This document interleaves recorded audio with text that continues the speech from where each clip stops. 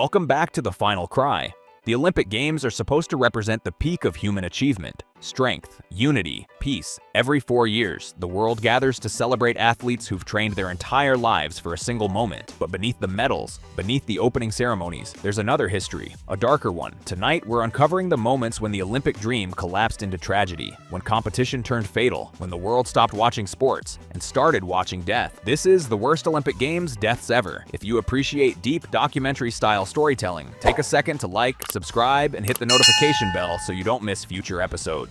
Let's begin. Case 1. The Munich Massacre, 1972. At 4:30 in the morning, while the Olympic Village slept, armed men climbed a fence, carrying assault rifles, grenades, and a list of names. The 1972 Munich Olympics were meant to symbolize peace. Germany wanted to erase the shadow of its Nazi past and present a games of joy. Security was intentionally relaxed. Guards were unarmed. Athletes wandered freely between buildings. That openness became a fatal weakness. 8 members of the Palestinian terrorist group Black September infiltrated the Olympic Village and stormed the Israeli team's quarters. 2 athletes were killed immediately. 9 others were taken hostage. For the next 21 hours, the world watched in horror. German authorities, unprepared for terrorism on this scale, attempted a rescue with disastrous results. Snipers were poorly positioned. Communication failed. Armored vehicles arrived late. When the gunfire ended at a nearby airbase, all 9 remaining Israeli hostages were dead, along with 1 German police officer. In total, 11 Israeli athletes and coaches were murdered. The games were suspended for just 1 day. That decision, continuing after mass murder, remains controversial to this day. But while Munich was an act of terror, the next tragedy was something more unsettling. An athlete collapsing on the road with danger hidden inside his own body. Case 2. Knud Enemark Jensen, 1960. He didn't crash. He didn't collide. He simply slowed, swayed, and fell off his bike, never to stand again. At the 1960 Rome Olympics, Danish cyclist Knud Enemark Jensen was competing in the team time trial under brutal heat.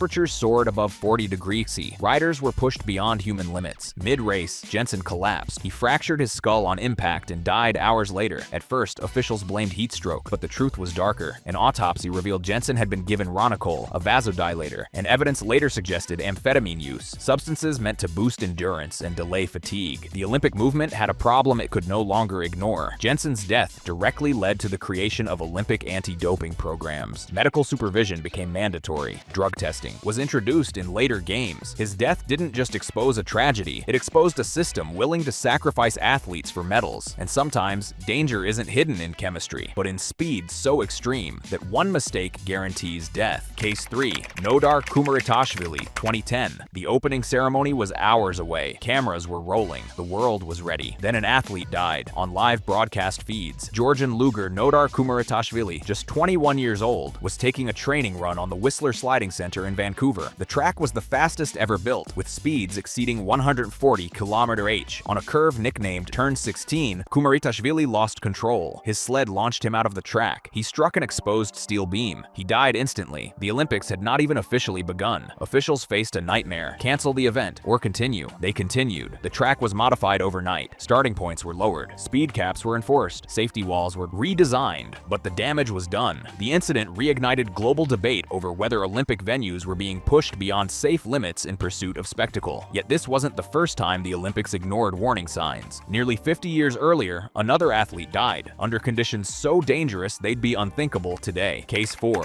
Francisco Lázaro, 1912. By mile 18 of the marathon, his body was already failing, but no one stopped him. Portuguese runner Francisco Lázaro competed in the 1912 Stockholm Olympics during extreme heat. In a desperate attempt to protect himself, he coated his body in wax to prevent sunburn. Instead, it trapped heat inside his skin. Lázaro collapsed mid-race. He was rushed to a hospital, delirious and burning from the inside. He died the next day from severe heat stroke. There were no water stations, no medical checkpoints, no understanding of hydration science. The Olympics had sacrificed safety for endurance. His death changed marathon protocols forever, introducing hydration, medical monitoring, and race day heat limits. But what happens when lessons aren't learned fast enough? Next, we'll uncover deaths that occurred during training, behind the scenes, and before the world was even watching. Case 5. Kazimierz Kai Skrzypecki, 1964. Before the games even began, the mountain claimed its first victim. In the winter of 1964, Polish-British luger Kazimierz Kai Skrzypecki arrived in Innsbruck to prepare for the upcoming Winter Olympics. Lug was still still a young sport, fast, experimental, and brutally unforgiving. During a training run, Case Grzypecki lost control on the icy track. He was thrown violently from his sled, suffering catastrophic injuries. Despite emergency medical care, he died days later in the hospital. What makes his death especially haunting is this. Officials already knew the track was dangerous. Athletes had complained about excessive speed and poor safety barriers, but training continued anyway. His death was one of the first to expose how poorly regulated sliding sports were. Minor safety improvements followed, but not enough to prevent future fatalities. Luge would remain one of the Olympics' deadliest disciplines for decades, and if that wasn't warning enough, another death, just 4 years later, proved the danger was escalating, not improving. Case 6. Sergei Chalidze, 1968. He wasn't even competing, yet the mountain still killed him. At the 1968 Winter Olympics in Grenoble, Soviet official Sergei Chalidze was involved in alpine operations when he suffered a fatal skiing accident on an Olympic slope. Details were scarce, partly due to Cold War secrecy, but reports confirmed Chalidze crashed at high speed during course-related activity. Emergency response was delayed by terrain and weather. He died shortly afterward. This wasn't a freak accident. It was a consequence of minimal slope controls, limited protective fencing, and the Olympic push to use increasingly aggressive terrain. Slope inspections and safety marshals became more standardized. Still, many reforms were reactive, introduced only after lives were lost. But while winter sports carried obvious risks, the next death shocked the world because it happened in the ring under the eyes of judges and referees. Case 7. Georgy Markov, Olympic boxing fatality, 1952. The bell rang, the crowd applauded, and one fighter never woke up. At the 1952 Helsinki Olympics, Bulgarian boxer Georgy Markov stepped into the ring for what should have been a regulated, supervised contest. Olympic boxing was already controversial. Headgear was non-existent, and medical stoppages were inconsistent. During his bout, Markov absorbed repeated head blows. He finished the match but collapsed shortly afterward. Doctors determined he suffered a fatal brain hemorrhage. This wasn't a sudden accident. It was cumulative trauma, ignored until it was irreversible. Markov's death fueled reforms in Olympic boxing, including stricter referee intervention, medical suspensions, and eventually mandatory head protection in amateur competition. But sometimes the most dangerous battles aren't fought in arenas. They're fought against the body itself. Case 8. Abdelwahid Aziz, extreme weight cutting,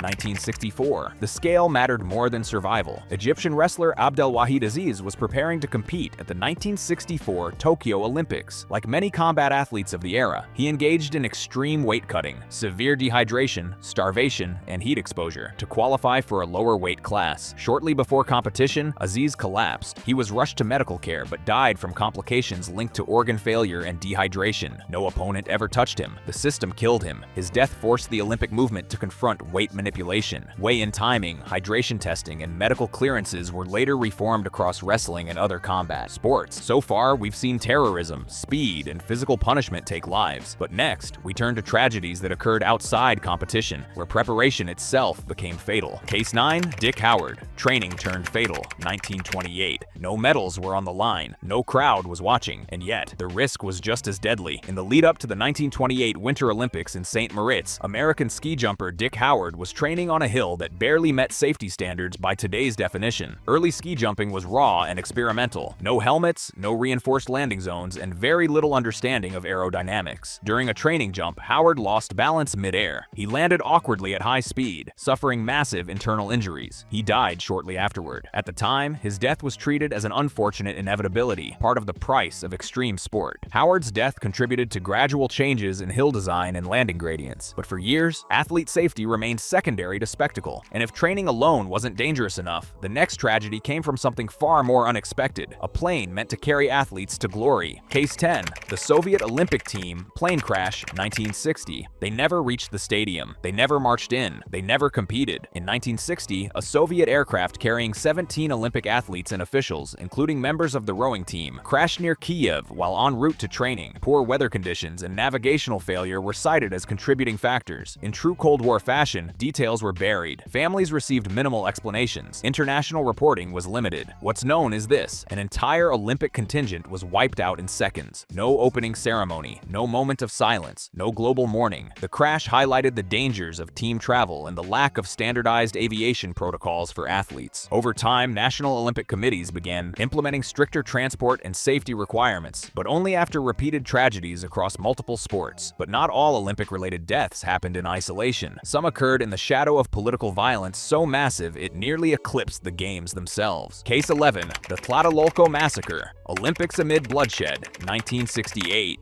10 days before the Olympics opened, the streets ran red. In October 1968, Mexico City was preparing to host the Summer Games. At the same time, student protests were erupting across the country, demanding democratic reforms. At Tlatelolco Plaza, Mexican military forces opened fire on demonstrators. Hundreds were killed. Exact numbers remain disputed to this day, and yet, the Olympics went on as scheduled. Athletes competed while bodies were buried. Opening ceremonies aired worldwide, while families searched for the missing. The massacre forever linked the 1968 Olympics with political repression. It raised uncomfortable questions about whether the Games should proceed amid national tragedy, and whether the Olympic movement prioritizes spectacle over human life. And sometimes, even when athletes survived, they came terrifyingly close to death, revealing dangers the Games had underestimated. Case 12.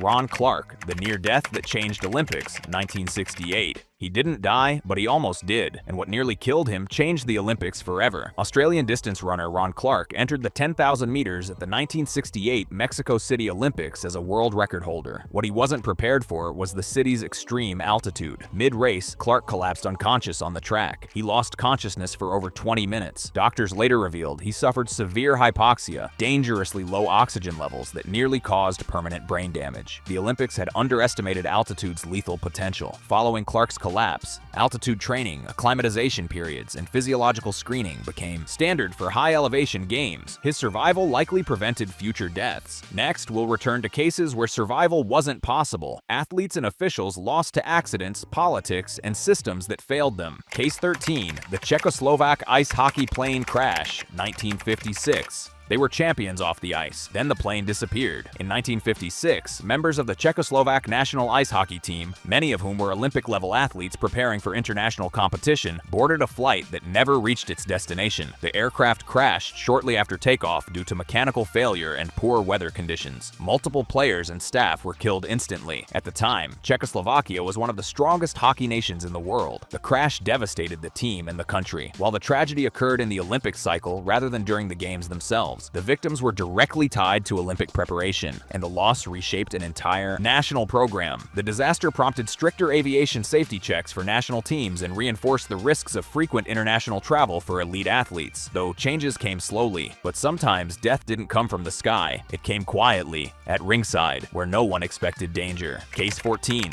The Olympic boxing referee collapse, 1908. The fighters survived the bout. The referee didn't. During the 1908 London Olympics, a boxing referee collapsed mid-event after overseeing a series of prolonged, grueling matches in extreme indoor heat. Medical response at the time was minimal. There were no ringside doctors, no emergency protocols. The official died shortly afterward, likely from cardiac failure brought on by exhaustion and heat stress. It was a stark reminder, even those not competing were at risk. Following incidents like this, the Olympics began mandating medical personnel at combat sports and setting limits on bout length and officiating conditions. And yet, danger extended beyond arenas. Sometimes even the crowd itself paid the price. Case 15.